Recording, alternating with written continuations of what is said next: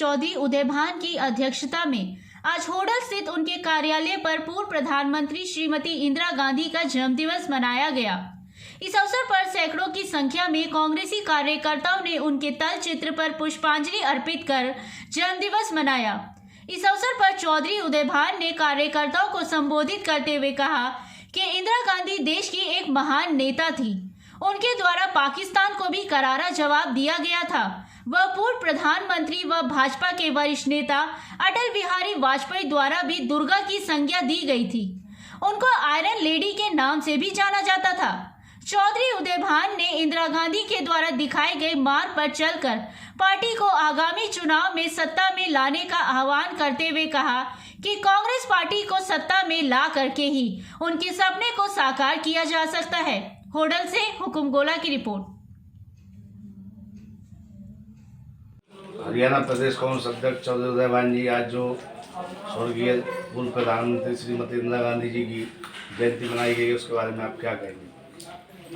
आज तमाम राष्ट्र में हमारी आयरन लेडी भारत रत्न श्रीमती इंदिरा गांधी जी की 105वीं जयंती बड़ी धूमधाम से मनाई जा रही है। आज उनके व्यक्तित्व पर, उनके कर्तव्य पर व्यापक रूप से चर्चा की जा रही है कि किस तरह से उन्होंने बैंकों का राष्ट्रीयकरण किया, किस तरह से उन्होंने राजा महाराजाओं का प्रीवी पर्स बंद किया, किस तरह से उन्होंने पाकिस्तान के 2 टुकड़े करने का काम किया, किस तरह से पाकिस्तान के फौज के 96,000 फौजियों को सरेंडर कराने का काम किया, किस तरह से उन्होंने आतंकवाद से लड़ते हुए खालिस्तान के जो समर्थक थे उनको अपनी प्राणों की आहुति दे दी, लेकिन इस देश की एकता और अखंडता को आंच नहीं आती। सारे मुद्दों पर जिसको श्री अटल बिहारी वाजपेयी ने दुर्गा कह करके पुकारा, तो उस महान व्यक्तित्व की धनी श्रीमती इंदिरा गांधी जी वो आज श्रद्धांजलि अर्पित कर रहे हैं। उनके सारे कार्यों पर किस तरह से उन्होंने देश को मजबूती प्रदान की, अर्थव्यवस्था को मजबूती प्रदान की, किस तरह से उन्होंने अमेरिका के दबाव में भी किसी तरह से नहीं आई थी, लड़ाई के दौरान भी और वैसे भी, और अपना खुद को अपने मजबूत के नेता के रूप में उन्होंने प्रस्थापित किया। और जो पंडित जवाहरलाल नेहरू जी ने गुट निरपेक्ष आंदोलन का नेतृत्व करने का किया था, उसको उन्होंने मजबूती से आगे बढ़ाया। आप इस अवसर पर हरियाणा के कांग्रेसी कार्यकर्ताओं को क्या संदेश देना चाहेंगे? हाँ, आज तो सारे कांग्रेस पार्टी के कार्यकर्ताओं को तो यही संदेश है कि उनके कार्यों पर, उनके विचारों पर, और जो जिस शक्ति से उन्होंने कांग्रेस पार्टी को मजबूत करने का काम किया, देश को मजबूत करने का काम किया, उनसे हमें सबक लेकर के अपने प्रदेश के अंदर सभी प्रेम प्यार भाईचारे के साथ, सभी समता समानता के साथ, सभी जाति धर्म वर्ग और संप्रदाय जो व्यवस्था के जो शिकार हैं उनसे दूर हट करके आपस में प्यार में सभी लोग रहें और उनके संदेश को जन जन तक, कांग्रेस पार्टी की विचारधारा को जन जन तक उन लोगों के अंदर पहुंचाए, यही मैं अपेक्षा करता हूँ। आगामी कई राज्यों में विधानसभा चुनाव हो रहे हैं, उसके बारे में आप क्या कहेंगे? कांग्रेस की स्थिति क्या रहेगी उन चुनाव में? हिमाचल प्रदेश में बहुत अच्छे बहुमत से जीतने जा रहे हैं और गुजरात में भी हम चुनाव जीतेंगे। तो क्या आपको लगता है कि भाजपा पार्टी द्वारा कोई नए नए मुद्दे या कोई देशभक्ति का ऐसा जुनून पैदा किया था लोगों में?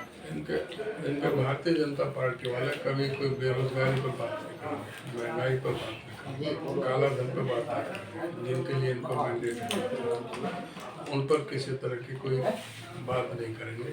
ये बात करेंगे कि हिंदू मुसलमान, बात करेंगे कि मंदिर और मस्जिद। इनके पास तो कोई दूसरा कोई मुद्दा ही नहीं है। धारा 370 ये जनता के लिए क्या कर रहे हैं, आज अर्थव्यवस्था कहाँ जा रही है, आज जो डॉलर का जो ना हमारा जो रुपया किस तरह से डॉलर के सामने नतमस्तक है, आज 84 रुपये का डॉलर हो रहा है।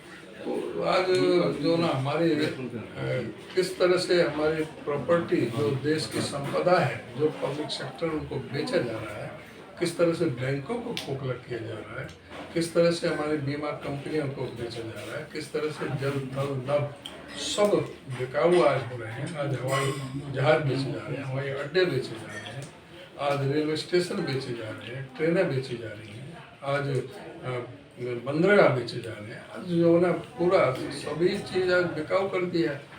सेल है, चाहे BPCL है, इंश्योरेंस कंपनियाँ सभी जो है बस इंडिया ऑन सेल लगा रखा है और अपने दो मित्रों को दे रहे हैं। उनका जो है ना 10.5 लाख करोड़ रुपए का उन्होंने कर्जा माफ किया है। आज किसान की हालत दयनीय है। आज व्यापारी तड़प रहा है GST से, नोटबंदी से किस तरह से काला धन की बढ़ोतरी हुई है। नोटबंदी से किसी को फायदा नहीं हुआ, कितने लोगों का रोजगार छना, कितने लाखों फैक्ट्री में ताले लगे, 3.5 लाख करोड़ का नुकसान हुआ। आज तक भी ये बता नहीं पा रहे। आज बात नहीं करेंगे। आज BJP वाले ना नोटबंदी की बात करेंगे, ना GST की बात करेंगे, ना आप गिरती हुई अर्थव्यवस्था की बात करेंगे, ना महंगाई की बात करेंगे, ना बेरोजगारी की बात करेंगे। इनकी बात मुद्दे ही रह गए। हिंदू और मुसलमान, मंदिर और मस्जिद, भारत 370, कश्मीर, और कोई इनके पास मुद्दा नहीं है। जिस प्रकार से विपक्ष को ईडी के सहारे से दबाने का प्रयास किया जा रहा है केंद्र सरकार द्वारा, उसी प्रकार ही व्यापारियों पर GST के छापे लगाए जा रहे हैं। होडल में, पलवल में, हरियाणा में कई स्थानों पर। इसके बारे में आप क्या कहेंगे? आज सारी संवैधानिक जो संस्थाएं हैं आज अपने आप को असहाय महसूस कर रही हैं। आज सब पर आज जो भी कोई खिलाफ बोलता है, चाहे कोई बिजनेसमैन है, अगर बिजनेसमैन का ही पता लग जाए कि कांग्रेस से संबंध रखता है या उसका विचारधारा कांग्रेस से मिलती है, तो वो सबसे पहले निशाने पर आता है। इनकम टैक्स के छापे लगते हैं, ED के छापे लगते हैं। कोई पॉलिटिकल आदमी कोई इनको बात करता है तो उनको निशाने पर लेते हैं। तो पूरा जो है देश की जो व्यवस्था को ही आज खतरा हो रहा है। जो हमारे संविधान को खतरा हो रहा है, लोकतंत्र को खतरा हो रहा है। आज जो अपनी बात कहने की आज़ादी देश के अंदर नहीं रह पा रही है, तो उसकी ही लड़ाई राहुल गांधी भारत जोड़ो यात्रा के माध्यम से कर रहे हैं कि सब मिलकर के देश सबका है। हम सब जाति, धर्म, वर्ग और संप्रदाय के लोग प्रेम प्यार भाईचारे से सम्मिलित करके हम आगे बढ़े। यही जो है जो आपने क्वेश्चन किया BJP का, इनका तो सारी संस्थाओं का इस्तेमाल कर रहे हैं। ED नहीं, सभी को जो इनके विरोधी हैं उनको ये दबाने से, खरीदने से, जो खरीद सकते हैं उसको खरीदते हैं। इलेक्टोरेट बॉन्ड जो इन्होंने की है वो एक इनडायरेक्ट रूप से रिश्वत के तौर पर अमीरों से लेकर के उसको जो है अपने चुनावी फंड में इस्तेमाल किया जा रहा है। अपने जगह जगह इन्होंने 544 जिलों में अपने ऑफिस खोल दिए, 5 स्टार होटल खोल दिए, सभी 5 स्टार की जगह। तो पूरा जो है ना भ्रष्टाचार चरम सीमा पर है।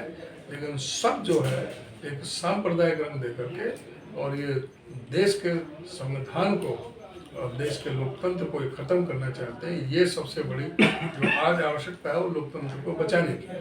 Vision 24 से बातचीत करने के लिए धन्यवाद।